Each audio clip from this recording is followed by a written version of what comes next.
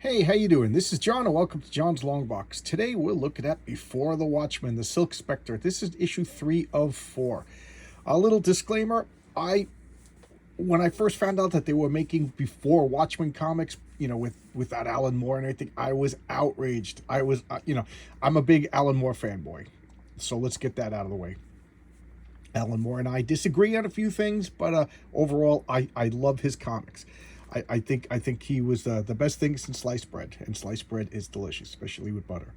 But these comics came out, and I remember my friend Jeff was like, "Oh man," he was all excited, and I was like, "I wouldn't touch those." I think I harshed his buzz, but I'm weak. I'm a weak human being, flesh and blood. I'm a obsessive compulsive comic book collector, so I bought them all, but I put them in a box, and I don't even know what year this is. I'm reading them now. I read a few of them, and just a few months ago rather, and they're wonderful. Every one of them is great. So I mean, look at this. We got Darwin Cook, Amanda Connor. This is just a legendary team. So good. And this, I didn't read issue 4 yet. I literally just finished this. I said this is today's video. So go ahead. Let's look at this. Before Watchmen, Silk Spectre 3 or 4. I think I did. I forget. I did a couple of videos. They'll be in a playlist if you want to check out what else I did. First off, I love Amanda Connor. Oh, her artwork is so playful. It's playful, and yet it's superhero. And I don't know. She's one of the few artists that, through the art, just looking at the art, I'd like to hang out with. Now, there's a couple of artists that I see their art, and I'm like, I want to have a conversation. I'd like to learn from. I'd like to talk to them. I'd like to, come on my channel and we'll talk about stuff. But Amanda Connor, I think there's something about her artwork. I never met the person. I've seen photographs of her, but I think I'd just like to go to a bar and hang out and have a drink. She just seems fun. Her artwork is fun. But look at this. So what's going on? This is Laurie Jupiter, Sally Jupiter's daughter. For those, I'm going to assume you've read The Watchmen at this point in American history, world history, the history of the universe. For those of you who are wondering why I'm all weird, I ran out of Tim Hortons coffee, and I have Cafe Bustelo coffee I got from work, and oh my god, it's like crack cocaine. I'm spinning into another dimension. Focus. So Sally Jupiter has been controlling Laurie, her daughter. So Sally Jupiter is the original Silk Spectre, and she's training her daughter Laurie to take her place. So this is before the Watchmen. So she is a teenager. I think she's like college-age teenager, and she trains, and all the other girls tease her behind her back because she has no friends.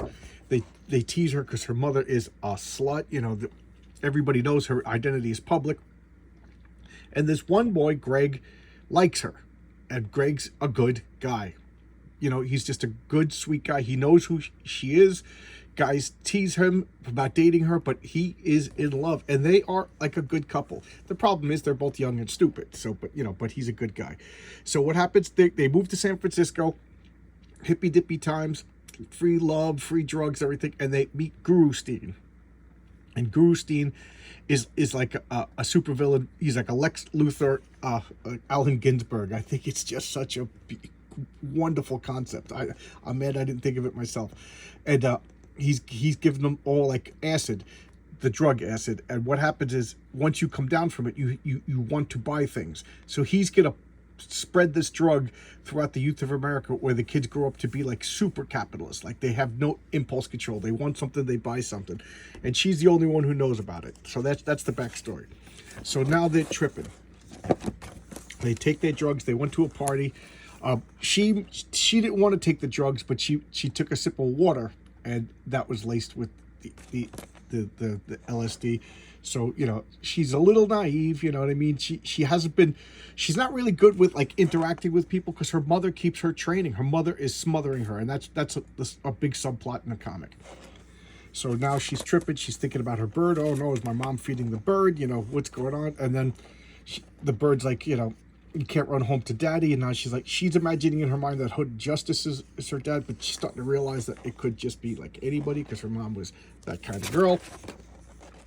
And she's freaking out, and her boyfriend's, they just love it. And she's having a bad trip. The boyfriend's having a good trip. And like, is she having revelations or is she just having crazy drug talk? That's for philosophers to decide.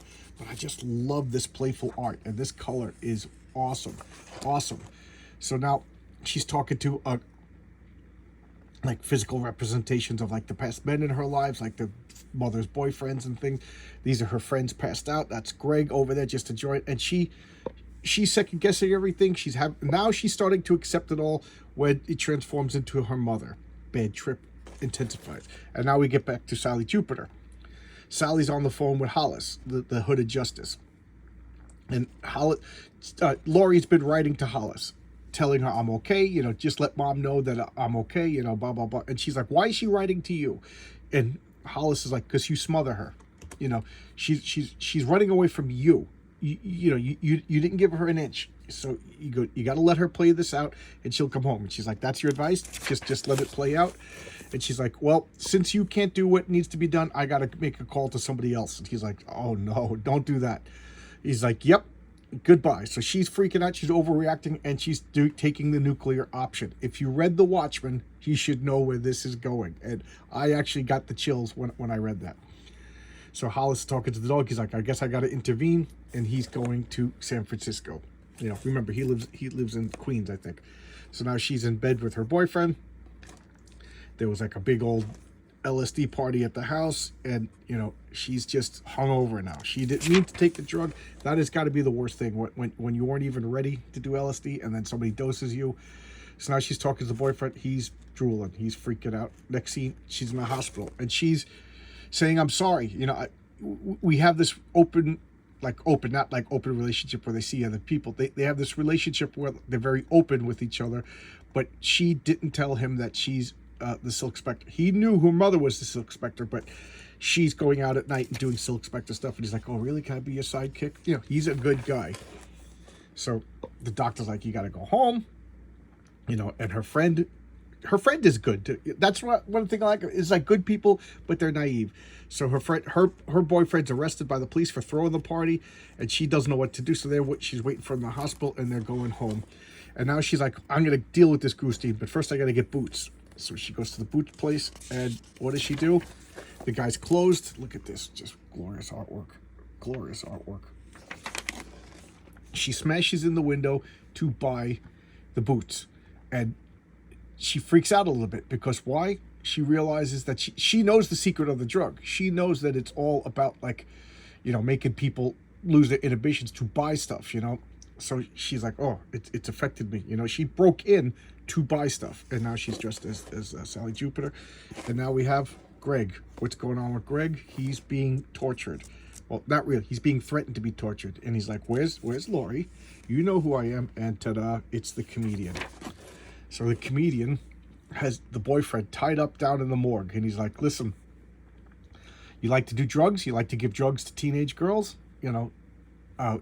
I'll give you drugs. Here, I'll give you this drug. This drug will send you on a trip, and you only got two choices for this trip. You can either go in this box, or you could sign up and go to Vietnam. Those are your only two choices with this drug. He goes, here you go. Do you want it or not? Eddie Blake, what a bastard. So now she's going down. She doesn't know this is going on. She goes down to where Guru Steen is, and look at this. This guy's like, she beat him up last time, and now he's got crutches, and he's hitting on this underage girl, and she just beats the crap out of him. And there, look at this orgy scene's going on. He's like, hey, your boyfriend's, I heard he's in the hospital. You need a real man?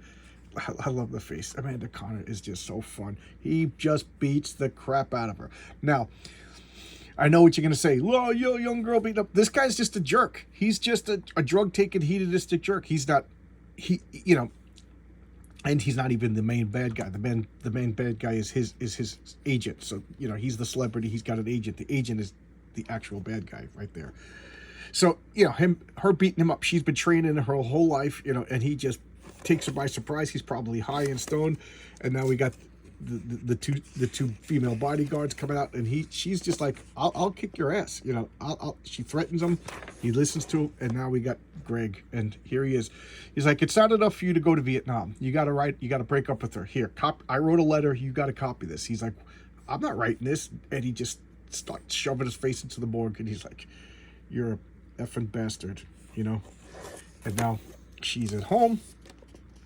Eddie shows up to drop off the letter. And if you read The Watchmen, you know that this is Laurie's real father. You know, he's looking at his daughter, and he pets the cat. He leaves the letter, and here is the origin of the smile thing. You know, that kind of stuff I could do with that. These little member berries, and he leaves.